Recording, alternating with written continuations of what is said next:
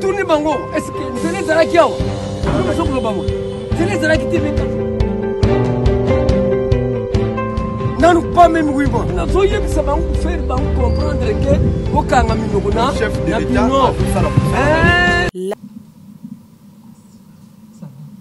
Merci. Merci beaucoup, Excellence. Monsieur Isidore, je vous pose la question parce qu'on a parlé des athlètes, des acteurs qui vont représenter la RDC dans ces Jeux de la francophonie. Qu'a fait le gouvernement pour leur préparation? Est-ce qu'ils se préparent déjà? On les connaît? Est-ce qu'ils sont vraiment en pleine préparation pour que le pays ne soit pas honteux ce jour-là? Et puis une autre question, c'est au ministre de la Communication. Quelle est la réaction? Parce que nous avons suivi dans les réseaux sociaux le président burundais en train de faire des déclarations selon lesquelles que l'EAC, qui occupe aujourd'hui certaines zones en conflit, que l'EAC, les forces régionales, vont rester là jusqu'à ce qu'il y aura une armée forte ou une police forte de la part de la République démocratique du Congo. Donc nous devons comprendre que le mandat est indéterminé de l'EAC. S'il vous plaît, j'ai déjà répondu à cette question dans ces briefings. Cette vidéo date d'il y a 3, 4, 5, 6 mois. On ne va pas revenir dessus parce que ici, il faut comprendre le principe. Je crois que nous parlons beaucoup de ce qui a été convenu dans le plan, de la force régionale, ses missions, son mandat et comment ces choses vont se faire. L'essentiel aujourd'hui, c'est que nous sommes rentrés dans une phase, la phase la plus critique, justement, de ces processus, parce que vous suivez comme nous, quotidiennement, qu'il y a de retrait.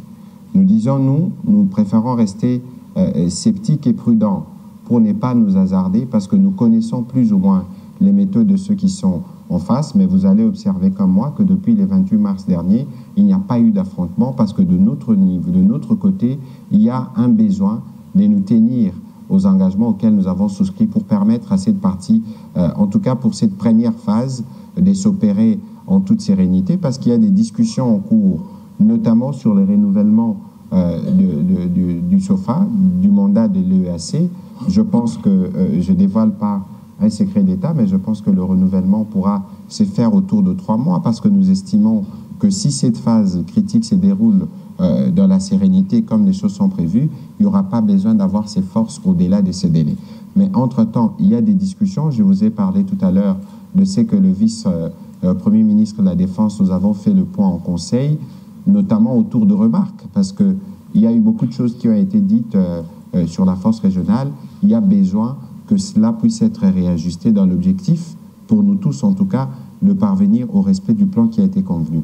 En même temps, vous avez suivi que le président honoraire du Kenya, Uhuru Kenyatta, a annoncé la 4e phase des discussions de Nairobi. Le professeur Serge Tshibang, je pense qu'il était sur Okapi ce matin, où il a expliqué que ces discussions se feront plutôt ici, en République démocratique du Congo, dans plusieurs coins qui ont été touchés. Donc je considère que de ces points de vue, nous sommes rentrés dans une phase critique et nous espérons que cette phase critique aboutira suivant les recommandations et suivant surtout l'engagement qu'avait pris le président de la République. À votre première question, je pense que nous y avons déjà répondu. Parce que lorsque monsieur Isidore a dit tout à l'heure que lui s'occupe de l'aspect de l'organisation, il y a des aspects, notamment préparation des athlètes ou préparation des artistes qui vont prester durant ces 10 jours, qui relèvent plutôt de ministres de la Culture et des ministres de Sport. Il y a un travail transversal qui s'est fait au niveau du gouvernement pour lequel nous reviendrons avec les détails précis au fur et à mesure que cela va évoluer. Les plus urgents aujourd'hui, et c'était même ça le sens de la visite du président de la République, c'était pour se rassurer que tout se déroule plutôt comme prévu et que nous pourrons respecter les délais malgré toutes les contraintes qu'il y a eu.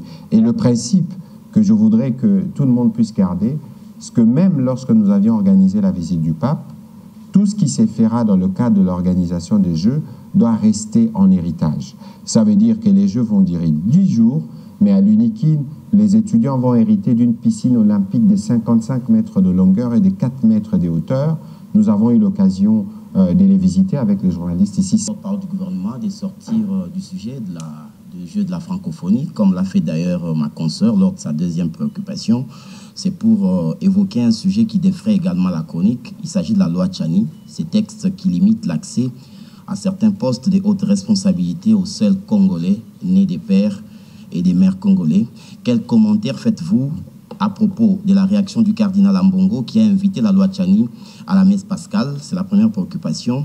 Et puisque nous y sommes, monsieur le porte-parole, une autre déclaration est celle de Christian Mwando, un proche de Moïse Katumbi, qui a alerté sur les conséquences en cas d'adoption de cette loi. En clair, c'est la menace du détachement du Grand Katanga qui a été brandie. Qu'en dites-vous? Et finalement, la loi Tchani, quelle est la position du gouvernement sur cette initiative?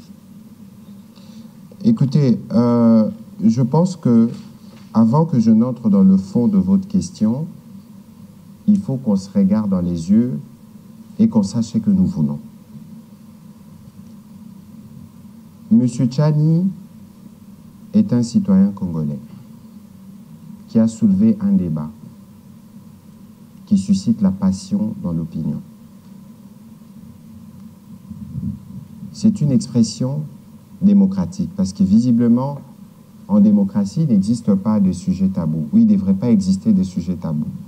Il vous souviendra, j'étais député au mandat passé, vous couvriez à l'Assemblée nationale, qu'il y a un de collègues qui avait même pris l'initiative pour parler d'une loi du genre mariage pour tous, quelque chose de ce genre. Alors, est-ce que M. Tchani, pour avoir soulevé cette question, le gouvernement doit les mettre en prison?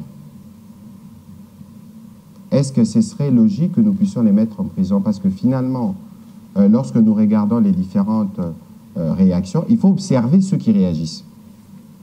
Il faut observer ceux qui réagissent autour de cette question qui, malheureusement, est visiblement entretenue, qui plaît à beaucoup parce que ça donne des prétextes pour tenir des propos tels que vous l'avez dit. Je vais y revenir. Ici, il faut d'abord qu'on situe le sujet dans le cadre de la liberté d'expression, dans le cadre de la démocratie. On n'entre pas dans le fond du sujet, mais il faut reconnaître à M. Tchani, comme il faut reconnaître d'ailleurs à Christian Mwando, le droit de s'exprimer tel qu'il pense. Nous sommes en démocratie. Des deux, est-ce que c'est par un discours ségrégationniste qu'il faut répondre à une loi que l'on considère discriminatoire? Vous avez parlé de l'homélie du cardinal, j'étais à la messe hier, je l'ai entendu, j'espère que le cardinal fera aussi une homélie pour répondre à Christian Mwando qui utilise un discours ségrégationniste pour répondre à un discours discriminatoire. Vous voyez que là, nous sommes dans les jeux des extrêmes et que si nous n'étions pas dans un contexte démocratique, alors là, on dirait, et M. Tchani et M. Mwando, leur place est en prison. Mais alors, parce qu'on a fait le choix de la démocratie, il faut accepter que les opinions s'expriment, même si nous ne sommes pas d'accord par rapport au contenu de la loi. Et je pense que sur cette loi, il n'est même pas nécessaire que nous puissions revenir dessus parce que je vous ai déjà répondu.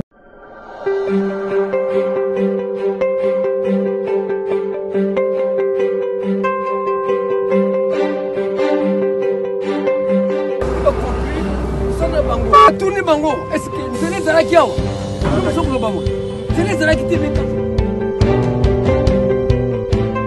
nanu pas même wimbo nazo yebisa bangu faire bangu comprendre que bokanga minoko na chef de l'État